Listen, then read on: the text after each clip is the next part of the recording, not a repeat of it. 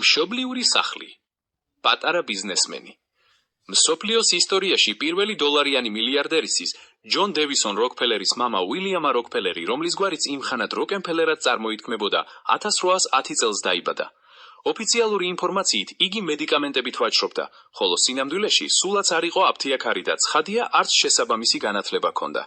სამაგიეროდ ექიმბაშებთან თანამშრომლობდა და მცენარეებითა და ათასგვარი საშუალებით დამზადებულ სამკურნალო პრეპარატებსაც უშიშრად ყიდდა. უილიამი ძირითადად აშშ-ის ჩრდილო-აღმოსავლეთ ნაწილში მოგზაურობდა და საეჭვო სამკურნალო მიქსტურებს იქ ასაღებდა. 1859 წელს, როდესაც მის ვაჟს, ჯონ როკფელერს 10 წელი შეუსრულდა, ოჯახს საცხოვრისის გამოცვლა მოუხდა, რაც საკუთარი სურვილით გადაადგილებას კი არა, გაქცევას უფრო ჰგავდა. საარქივო დოკუმენტებით ცნობილია, რომ მათ საამისოდ საკმაოდ მნიშვნელოვანი მიზეზი ჰქონდათ.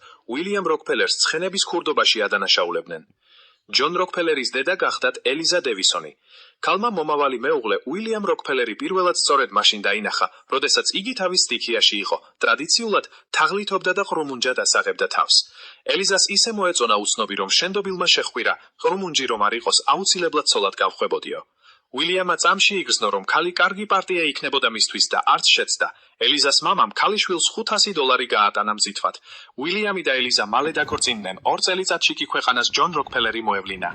მართალია ელიზამ შეიტყო, რომ მეუღლეს არაჩვეულებრივი სმენა ჰქონდა და თუ დასჭირდებოდა მთვრალი ხის მჭრელივით კარგადაც ბილს იტყვიობდა, მაგრამ მაინც არ გაეყარა.